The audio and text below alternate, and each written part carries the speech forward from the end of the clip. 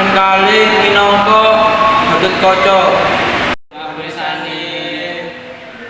Gatotkaca, kowe saiki tak utus gawe maju lawan Adipati Karna. Merga Kurawa wis nglawan aturan perang. Saiki maju wae. Nggih Raja, kula bakal maju nglawan Adipati Karna lan pasukan-pasukane. Gatotkaca sing maju nglawan Adipati Karna metukno kabeh ilmune lan nyamber pasukan Hastina. Adipati Karna ora yakin iso ngadepi Gatotkaca sing kebal karo landhepe senjata. Karna, gunane senjata Kuntawijaya ndu. Aja, senjata iki kabeh kula gawe lawan Arjuna. Kono pian maneh gunane senjata iku.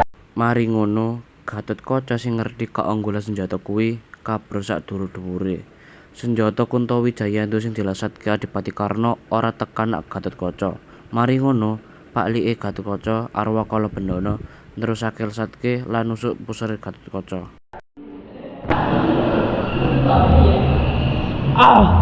Senjata iki nembus ing pusar sing dadi kelemahanku. Gatotkaca pun tumbang lan nibane kratone Adipati Karna. Gugure Gatotkaca dadi kabar bunga. Cekal semanten saking kelompok kita. Bilawanan lepatipun kula nyuwun pangapunten. Wassalamualaikum warahmatullahi wabarakatuh.